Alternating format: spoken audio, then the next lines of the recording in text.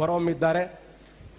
ಇನ್ನು ಸಾಕಷ್ಟು ಎಲ್ಲ ಉಪನ್ಯಾಸಕರಿಂದ ನಮ್ಮ ರವಿಕಾಂತ್ ಸರ್ ಆಗಿರ್ಬೋದು, ರಮೇಶ್ ಸರ್ ಆಗಿರ್ಬೋದು, ಆಮೇಲೆ ಸಂಜು ಸರ್ ಆಗಿರ್ಬೋದು, ಶಿವರಾಜ್ ಕುಮಾರ್ ಸರ್ ಆಗಿರ್ಬೋದು, ಭಾಳ ಒಳ್ಳೆ ಇವತ್ತು ಫ್ಯಾಕಲ್ಟಿ.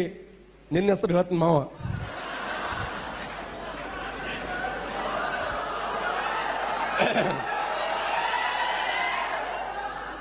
ನೇರ ದಿಟ್ಟ ನಿರಂತರ. ಇನ್ನೂ ಅವರು ಬೇರೆ ಬೇರೆ ವಿಶೇಷವಾಗಿರುವ ಆಂಕರಿಂಗ್ ಮತ್ತೆ ಅಭಿನಯ ಬಹಳ ಅದ್ಭುತ ಇದೆ. ಅವರು ಕೂಡ ಇವತ್ತ ಆಫ್ಲೈನ್ ಮತ್ತು ಆನ್ಲೈನ್ದಲ್ಲಿ ಸಣ್ಣ ವಯಸ್ಸಿನಲ್ಲಿ ಮಿಂಚಿದ್ದಾರೆ. ಆಮೇಲೆ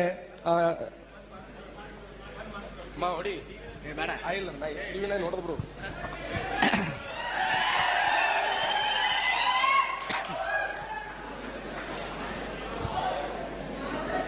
ಪ್ರಿಯ ವೀಕ್ಷಕರೇ, ನಿಮಗೆಲ್ಲ ಅನ್ಅಕಾಡೆಮಿಗೆ ಸ್ವಾಗತ. ನಾನು ನಿಮ್ಮ ಪ್ರೀತಿಯ ಗಿರೀಶ್. ಸೊ ಇವತ್ತಿನ ಈ ಸೆಷನಲ್ಲಿ ನಾವು ನೋಡ್ತಾ ಇದ್ದೀವಿ ಒನ್ ಆಫ್ ದ ಇಂಟ್ರೆಸ್ಟಿಂಗ್ ಆಗಿರತಕ್ಕಂತಹ ಫ್ಯಾಕ್ಟ್. ಅಷ್ಟಕ್ಕೂ ನಿಮಗೆ ಕಣ್ಣಿಗೆ ಕಾಣ್ತಾ ಇರೋ ಈ ವ್ಯಕ್ತಿಯನ್ನ ಒಮ್ಮೆ ನೋಡ್ಕೊಂಡ್ಬಿಡಿ. ಆತ 3.5-4 ಫೂಟ ಇರಬಹುದು, ಆದರೆ ಆತ ಪಾಠ ಮಾಡೋಕೆ ನಿಂತರೆ ಒಂದು ವಿಷಯವನ್ನ ಉಳಿಸಲೇ ಇಲ್ಲ. ಕೊನೆಗೆ ನಮ್ಮ ವಿಷಯ ಆಗಿರತಕ್ಕಂತಹ ಮೆಂಟಲ್ ಎಬಿಲಿಟಿಯನ್ನು ಪಾಠ ಮಾಡಿಬಿಟ್ಟ. ಅಷ್ಟಕ್ಕೂ ಆತ ಯಾರು? ಆತನ ಹಿಂದೆ ಬಂದಿದ್ದ ನಮ್ಮ ರಹಸ್ಯ ತಂಡಕ್ಕೆ ಸಿಕ್ಕಿದ್ದಾದರೂ ಏನು ಇದೆಲ್ಲವನ್ನ ವಿವರವಾಗಿ ಹೇಳ್ತೀನಿ ಮುಂದಿನ ಎಪಿಸೋಡ್ ನಲ್ಲಿ. So thank you very much.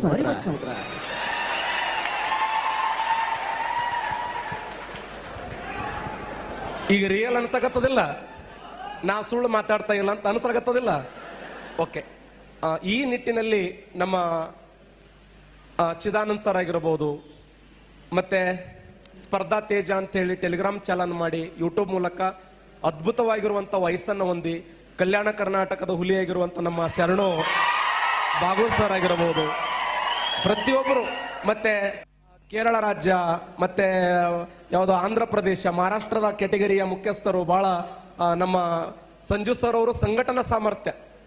ಯಾಕಂದ್ರೆ ಒಬ್ಬ ಲೀಡರ್ ಅಂದ್ರೆ ಲೀಡರ್ಶಿಪ್ ಕ್ವಾಲಿಟಿ ಬೆಳಿಬೇಕು ಅಂತಂದ್ರೆ ನಾವು ಅಷ್ಟೇ ಮುಂದೆ ಹೋಗೋದಲ್ಲ, ಎಲ್ಲರನ್ನ ಯಾರು ಕರ್ಕೊಂಡು ಹೋಗ್ತಾರಲ್ಲ ಅದು ಲೀಡರ್ಶಿಪ್ ಕ್ವಾಲಿಟಿ ನಮ್ಮ ಸಂಜು ಸರ್ ಅವರಿಗೆ.